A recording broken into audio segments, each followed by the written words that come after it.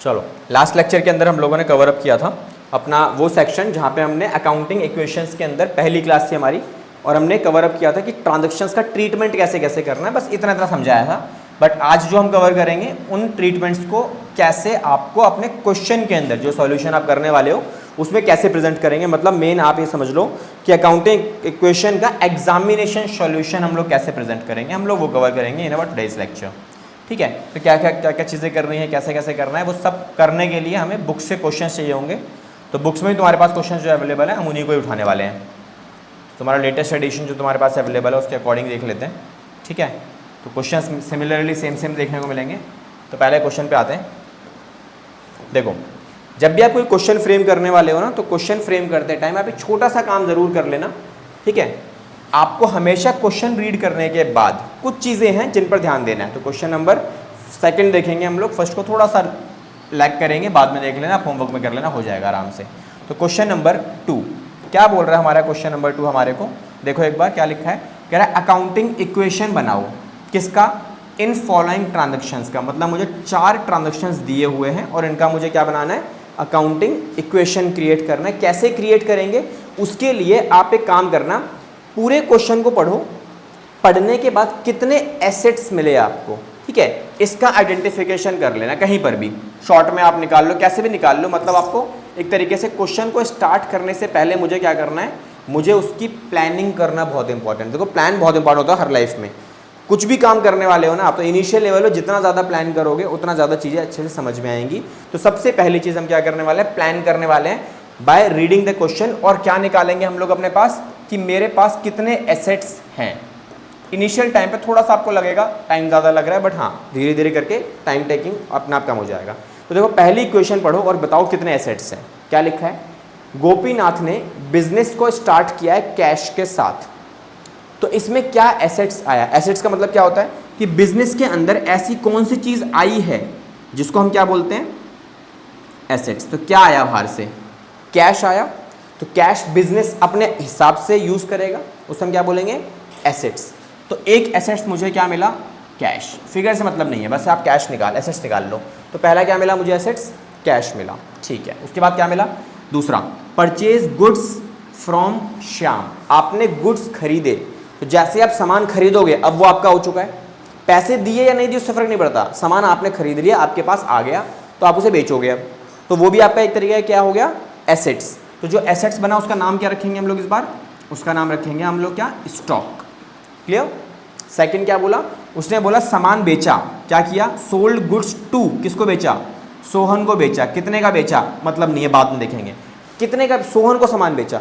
अब जो सामान बेचा क्या उसका पैसा मुझे मिला या नहीं मिला, तो ये हम कैसे आइडेंटिफाई करेंगे। देखो, क्वेश्चन में इंफॉर्मेशन में क्या लिखा है, सामान बेचा सोहन को, क्या कहीं पे भी कैश मेंशन है, नहीं। अगर कैश मेंशन नहीं है, केवल नाम मेंशन है, तो हम उसे क्या मानेंगे, उधार में बेचा गया है। तो जिसको सामान बेचा उसको हम क्या बोलेंगे, उसको बोलेंगे डेटर, क्योंकि पैसे तो लेने ना उससे, तो उसका नाम तो मुझे लिखना पड़ेगा। आप खुद की दुकान है आपकी, और मान लो आपकी दुकान पर सोहन आया सामान लेने और ये पैसा दे के नहीं गया, तो नाम लिखोगे इसका, कहाँ लिखोगे, डेटर या क्रेडिटर, दो ही होते हैं। डेटर का मतलब क्या है, जब आप सामान बेच रहे हो तो उसे क्या बोलते हैं, डेटर। क्रेडिटर्स का मतलब क्या है, जब आप सामान खरीद रहे हो तो उसे क्या बोलते हैं, क्रेडिटर। जैसे ऊपर वाले क्वेश्चन में था, ये रहा, श्याम, मैंने क्या किया है, श्याम से सामान खरीदा, तो श्याम से मैंने सामान खरीदा, तो श्याम कौन है मेरे लिए, यहाँ पे वो क्रेडिटर है, क्योंकि मैंने उधार में सामान खरीदा है, कहीं पे भी कैश मेंशन नहीं है। ठीक है, ये भी सिखाऊंगा अभी थोड़ी देर में, पहले ये देख लेते हैं। तो सोहन हमारे लिए कौन हो गया, डेटर। तो एक डेटर का कॉलम खुलेगा तुम्हारे पास, डेटर्स कॉलम खोल लो, या फिर आप एक काम कर सकते हो, आप सोहन का नाम ही लिख लो, कन्फ्यूजन ही खत्म हो जाएगी, सोहन लिख लो। देन उसके बाद और क्या खुलेगा, क्या और कोई एसेट्स खुलेगा, देखो गोपीनाथ ने पैसा विड्रॉ किया। नाउ गोपीनाथ ने पैसा विड्रॉ किया, क्या कोई एसेट्स है इसके अंदर, गोपीनाथ कौन है, गोपीनाथ ने बिजनेस स्टार्ट किया था और उसी ने पैसा निकाल लिया। तो जिसने पैसा निकाला वो कौन है, मालिक है। मालिक ने अगर पैसा निकाला तो उसे हम क्या बोलते हैं, उसे बोलते हैं ड्राइंग्स। तो ड्राइंग्स के अभी भी एसेट्स का पार्ट नहीं बन सकता, ठीक है, क्योंकि जो पैसा निकाल लिया वो था उसी का। ठीक है, तो एसेट्स के नाम पर मेरे को कितने एसेट्स मिले, अभी केवल 3 एसेट्स। अब बनाओ अपना सॉल्यूशन का फॉर्मेट। तो सॉल्यूशन का फॉर्मेट कैसे बनाना है पहले वो भी एक बार देख लो अच्छे से, फिर उसको हम प्रेजेंट करेंगे सारी इन्फॉर्मेशन को। तो क्या क्वेश्चन ने बोला था मेरे को?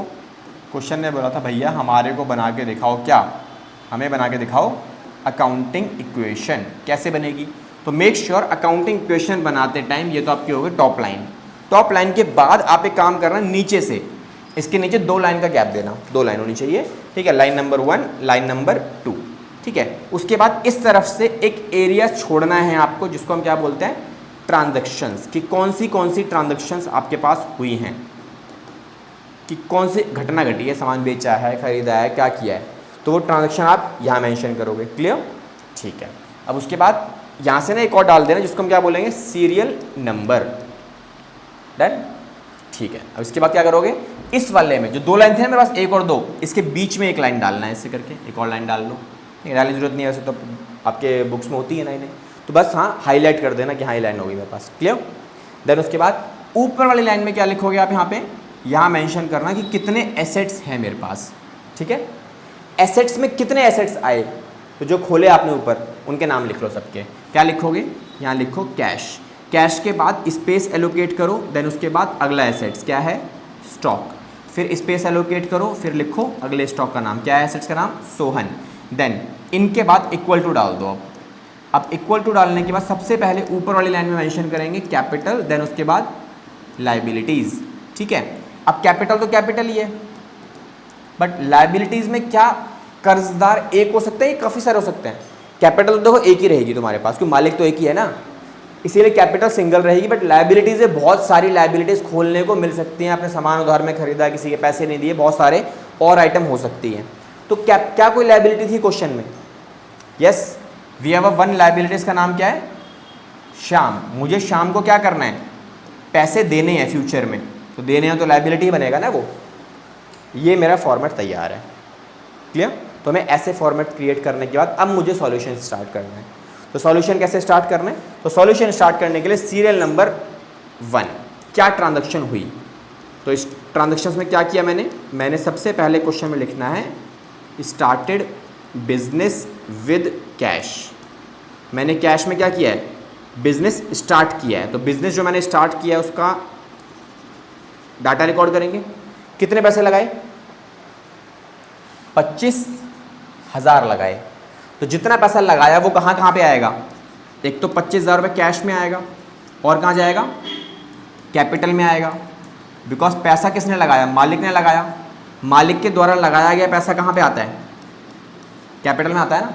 तो चेक कर लो, इक्वल टू के इधर और इक्वल टू के इधर हमेशा सेम होना चाहिए। ये चीज़ चेक करके चलनी है आपको। डन? ठीक है, पहली ट्रांजेक्शन हो गई। देन उसके बाद सेकंड ट्रांजेक्शन। अब सेकंड ट्रांजेक्शन में क्या हुआ है आपका, आपने सामान खरीदा है। यहाँ क्या लिखोगे आप, परचेज गुड्स फ्रॉम श्याम। तो देखो आपने सामान खरीदा, तो क्या सामान आप लेके आओगे, लेके तो आओगे ना, सामान तो आएगा। कितना सामान आएगा, 10,000 का सामान खरीदा है। तो क्या आपने इस 10,000 रुपये को पे कर दिया, नहीं किया। तो शाम को पैसे देने पड़ेंगे ना फ्यूचर में, तो एक कर्जा लायबिलिटी बढ़ेगी ना मेरी। तो यहाँ पे लिखेंगे 10,000 रुपये। देखो इक्वल टू, बाकी सब में कुछ नहीं आने वाला। तो बाकी समय कुछ नहीं आना, इसका मतलब क्या है, आप छोड़ना नहीं है, आपको मेंशन करना है। तो बस ये ध्यान रखना, प्लस के नीचे प्लस होना चाहिए, और बाकी सबके आइटम के नीचे इक्वल टू के नीचे इक्वल टू, फिगर के नीचे फिगर। ठीक है, ये प्रेजेंटेशन स्किल को आपको एनहांस करेगी। ठीक है, जैसे ये 2 इक्वेशन हो जाती हैं, 2 इक्वेशन हो गई, 1 और 2, दोनों क्या करना है, सम अप करना है, एडजस्टमेंट करनी है। तो क्या करेंगे, उसको लिखेंगे क्या हम लोग, उसे लिखेंगे हम लोग न्यू इक्वेशन। कैश कितना है मेरे पास, 25,000 का। ये कितना है मेरे पास स्टॉक, 10,000 का। ये कितना है मेरे पास, 0। और ये कैपिटल कितना है, 25,000 का। शाम को कितने पैसे देने हैं मुझे, 10,000 रुपये। ठीक है, कॉमा लगा देना, ये इंपॉर्टेंट रहेगा, बिकॉज कैलकुलेशन में आगे दिक्कत नहीं होती। डन? अब जैसे ही न्यू इक्वेशन निकाली, एक बार क्रॉस चेक कर लो, इक्वल टू के इधर और इक्वल टू के उधर सेम आ रहा है। इधर कितना आ रहा है, 35,000 रुपये। इधर कितना आ रहा है, 35,000 रुपये। मतलब मेरा सब कुछ सही चल रहा है, कोई दिक्कत नहीं है। ठीक है जी, ठीक है। अब आ जाओ थर्ड पॉइंट पे। तो थर्ड पॉइंट क्या था क्वेश्चन में, कि हमने क्या किया है, सामान बेचा है। तो सोल्ड गुड्स, यहाँ मेंशन करेंगे सोल्ड गुड्स। किसको बेचा है, सोहन को बेचा है। तो देखो सामान जब बेचा तो कितने का सामान था, क्या लिखा है, कॉस्टिंग 1800। मतलब उसको कितने में खरीदा था हमने 1800 का, बट बेचा कितने में आगे जाके 1500 में। तो एक बात बताओ, 1800 का सामान अगर आप 1500 में बेचोगे तो कस्टमर से कितना लोगे? सोहन से कितना पैसा लोगे आप? 1500 लोगे या 1800 लोगे?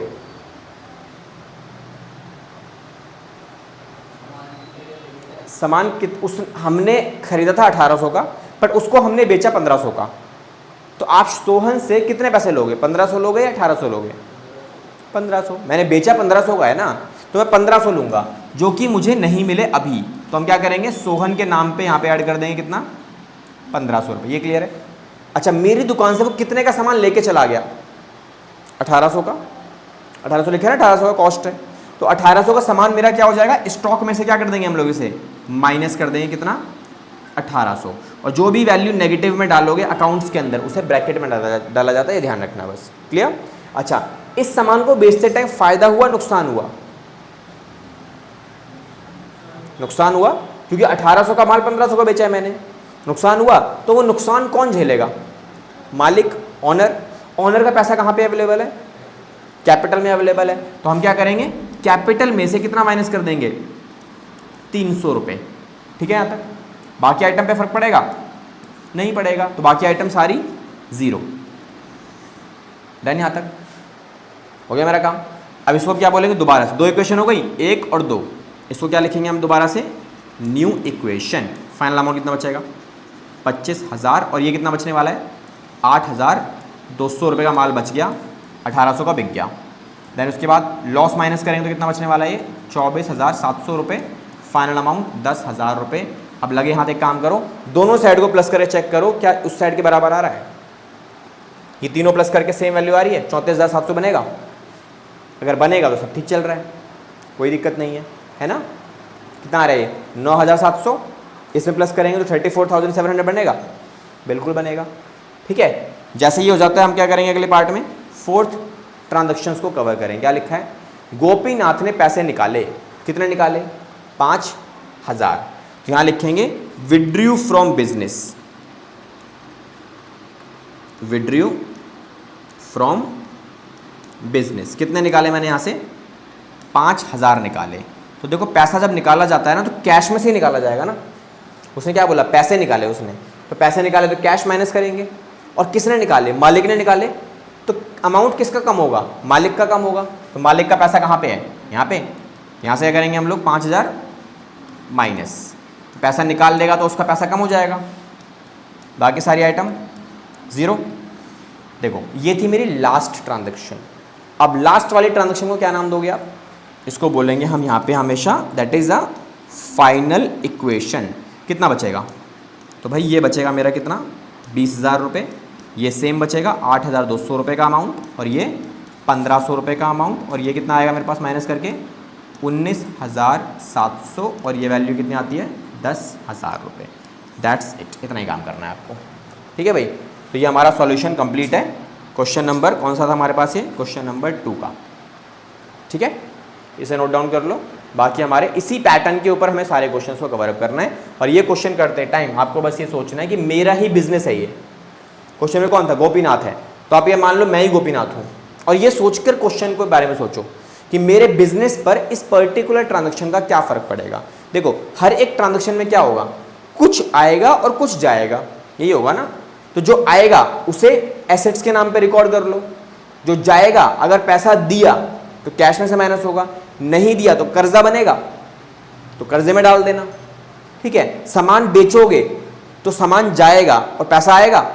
सामान बेचा तो स्टॉक माइनस होगा, लेकिन पैसा मिला तो कैश में ऐड कर देना, नहीं मिला तो डेटर्स में ऐड कर देना। एक ही काम करना है। तो बस इन 2-3 चीज़ों के ऊपर कमांड करनी है आपको, बाकी पूरा चैप्टर ऐसे निकल जाने वाला है हमारा। बड़ा सिंपल चैप्टर, सबसे आसान चैप्टर आपके 11th का अगर बात करो ना, यही है। लिटरली 12th में जाओगे ना, 12th के बच्चों से पूछा जाए आपका 11th क्लास का सबसे आसान चैप्टर कौन सा, तो बच्चे बोलते हैं सर अकाउंटिंग इक्वेशन। सबसे आसान चैप्टर यही है। इनिशियली अगर आपको लग रहा होगा पहला क्वेश्चन करवाया इसीलिए, तो आपको लगेगा थोड़ा सा हार्ड, पता नहीं कैसे होगा, but literally trust me on that कि आपका आराम से हो जाएगा पूरा चैप्टर वाला। ठीक है, तो ये क्वेश्चन लिखो, फिर नेक्स्ट क्वेश्चन करेंगे। ओके, ये क्वेश्चन कवर है। तो अगले क्वेश्चन में छोटा सा, इससे पहले मैं एक छोटी सी चीज़ सिखाता हूँ आपको।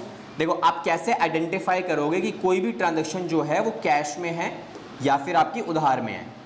ठीक है, तो देखो सबसे पहले मैं एक ट्रांजैक्शन लिख रहा हूँ आपके आगे, सोल्ड गुड्स, सिंपल, ₹6000। मैंने क्या किया, सामान बेचा 6000 का, ठीक है। अब ये ट्रांजैक्शन किस में मानी जाएगी, कैश या उधार, ठीक है। आपको बस ये आइडेंटिफाई करना होगा, तो मेरे साथ आइडेंटिफाई करना। दूसरी ट्रांजैक्शन क्या है, सिंपल लिखा है, sold goods to Ram in cash, rupees, again same value 6000, ठीक है। नेक्स्ट ट्रांजैक्शन लिखिए मेरे पास, सोल्ड गुड्स टू राम, ₹6000।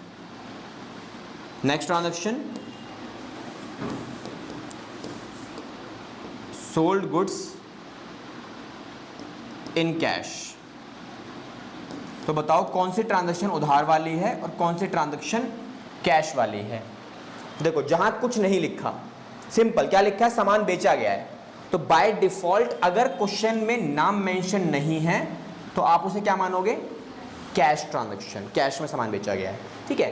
अगला, sold goods to Ram in cash, specifically बोल दिया कि सामान बेचा गया है राम को, नाम भी गिवन है और कैश भी गिवन है, तो बता दिया ना उसने कैश में बेचा गया है, तो ये क्या है मेरे पास, ये भी कैश ट्रांजैक्शंस है। लेकिन अगला क्या है, सोल्ड गुड्स टू राम, अब केवल नाम दिया हुआ है, कैश वगैरह कुछ भी मेंशन नहीं है, तो दैट मीन्स ये ट्रांजैक्शन कौन सी हो गई, ये हो गई उधार वाली transaction, that is credit transactions, ठीक है। अगला, सोल्ड गुड्स इन कैश, बता दिया उसने, नाम दिया ही मेरे को, बता दिया स्पेसिफिकली कैश में दिया गया, तो ये क्या मानेंगे हम लोग, ये भी मानेंगे कैश ट्रांजैक्शंस, ठीक है। आइडेंटिफिकेशन समझ में आया, ठीक, कैसे आप आइडेंटिफाई करोगे कि ये कैश वाली है, ये उधार वाली है, डन। ये जहां कैश मेंशन करेगा या तो नाम मेंशन ना करे तो उसे हम क्या मानेंगे, कैश। लेकिन अगर केवल और केवल नाम दिया हुआ है जहां पर कैश वगैरह कुछ भी मेंशन नहीं है, दैट मीन्स वो उधार वाले ट्रांजैक्शन है। क्लियर हुआ, ठीक है। तो ये आइडेंटिफिकेशन याद रखना, क्वेश्चंस में हमारे पास काम आने वाले ट्रांजैक्शंस हैं, done. Now move to question number 3। Question देखो एक बार क्या लिख कर दिया हुआ है आपको, और मुझे बताना है आपको इसमें कितने एसेट्स खुलेंगे। क्वेश्चन नंबर 3 क्या लिखा है, गुरमन इस बार कौन है, आपको क्या करना है क्वेश्चन में, अकाउंटिंग इक्वेशन प्लस एक और चीज़ सिखाऊंगा मैं इसके अंदर आपको कि बैलेंस शीट कैसे बनाता है, जो कॉमर्स के बच्चों को सबसे बड़ा डर है कि बैलेंस शीट कैसे बनती है, मैच ही नहीं होती, नेम चलता रहता है ना कि बैलेंस शीट मैच ही नहीं होती तुम्हारी ना, दोनों साइड सेम नहीं आता, तो यहाँ पे सेम करवा के दिखाएंगे कैसे होगी, ठीक है। तो क्या लिखा है, गुरमन ने बिजनेस स्टार्ट किया है किसके साथ, कैश के साथ। तो देखो आपको ना ये जो मैं लिखवाता हूँ चीज़ ये वाली, ये कहीं पर भी रफ में वगैरह कहीं पर भी आप जहाँ मन करे वहाँ लिख सकते हो, मतलब मेरा इसका मतलब ये होता है सॉल्यूशन का पार्ट नहीं है कहीं से भी, लेकिन अगर आपने प्लान कर लिया कि क्या खुलेगा क्या नहीं खुलेगा तो आपका सॉल्यूशन स्टार्ट करना ईजी हो जाता है, ठीक है। नेक्स्ट उसके बाद क्या किया इसने, उसने बोला कि उसने परचेज किया है क्या, फर्नीचर। देखो फर्नीचर खरीदा, क्या कहीं पे नाम वगैरह कैश वगैरह कुछ मेंशन है, नहीं, केवल फर्नीचर खरीदा बस, ये बताया, तो ये कैश है उधार है, कैश है, नाम नहीं दिया ना कि किससे खरीदा, नहीं पता, तो इसका मतलब कैश में खरीदा गया है। तो मेरा एक और एसेट्स आ गया, इस एसेट्स का नाम क्या है, फर्नीचर, डन, ये समझ में आया। नेक्स्ट उसके बाद मैंने क्या किया है, रेंट पे किया है। अब देखो रेंट पे किया है तो क्या रेंट मेरा एसेट्स है या एक्सपेंस बनेगा, ये एक्सपेंस बनेगा, क्योंकि एसेट्स और एक्सपेंस में एक छोटा सा डिफरेंस है, वो आप सोच लेना और आपका माइंड आपको अपना बता देगा कि ये एसेट्स है या फिर ये एक्सपेंस है, कैसे सोचोगे उसके बारे में।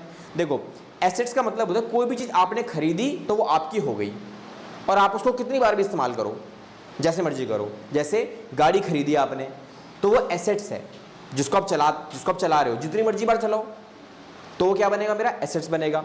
अब गाड़ी आपने ओला से या उबर से बुक करी, गाड़ी में तो वहाँ भी बैठे हो ना आप, लेकिन उसको बुक करने पे के बाद जो पैसे आप दोगे उसके, वो क्या बनेगा, वो एक्सपेंस बनेगा, बिकॉज वो सेम सर्विस लेने के लिए दोबारा पैसा देना पड़ेगा।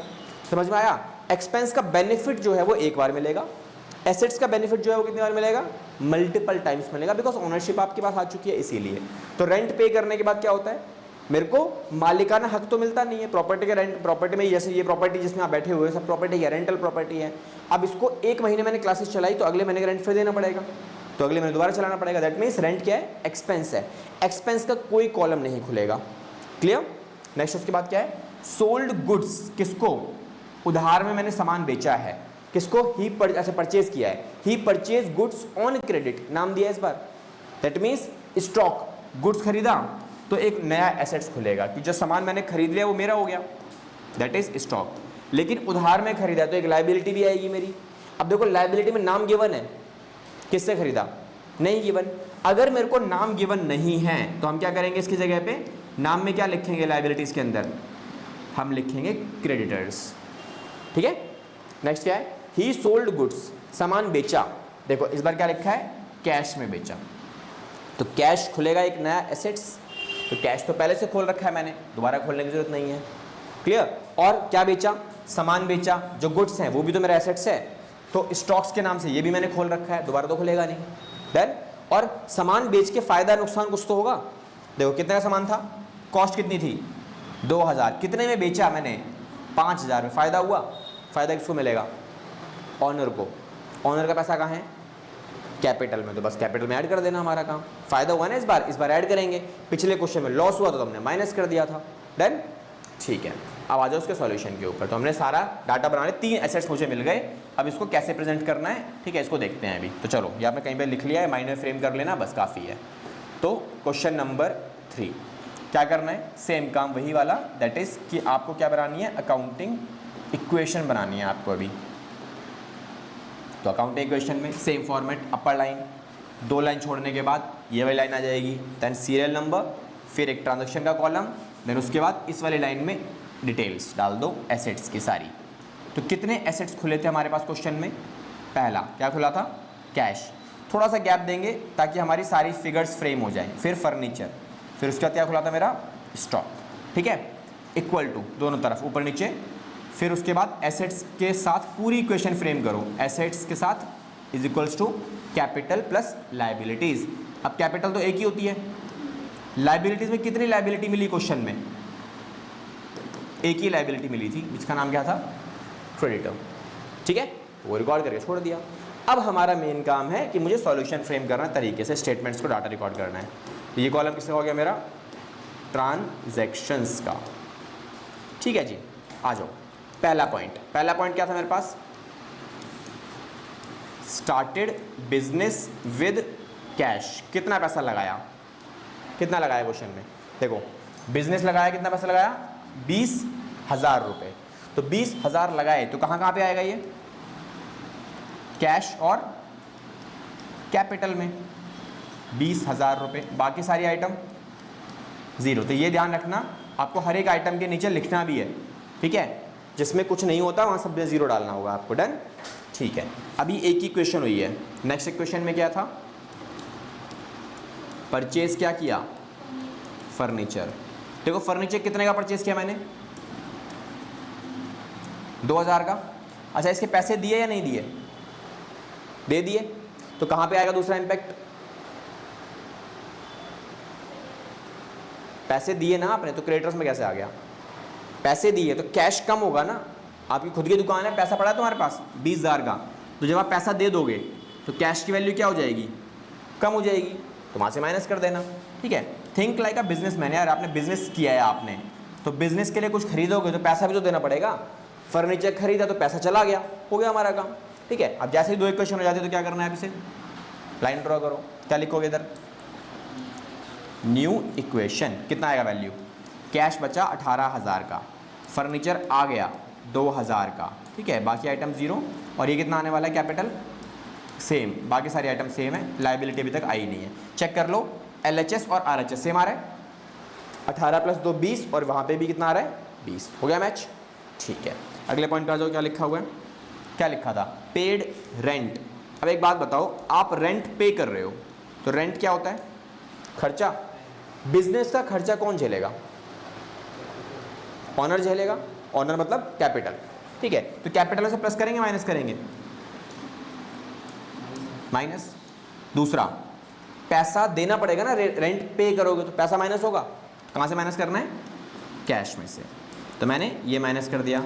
स्टॉक सेम रहेगा, अपना कैपिटल फर्नीचर सब सेम रहेगा, है ना, बाकी आइटम सारी ज़ीरो। और फाइनल में क्या करोगे आप, दोबारा से न्यू इक्वेशन, चेक करो कितना बचा, ये बचा 17,800 का, और ये बचा फर्नीचर 2,000 का, सब कुछ ज़ीरो स्टॉक्स में, और ये बचेगा 19,800 रुपये। देन अगेन ये भी ज़ीरो, LHS RHS हो रहा है, बराबर है, ये कितना आ रहा है 19,800 और वो कितना आ रहा है 19,800, मैच हो गया। ठीक है, चलो आगे।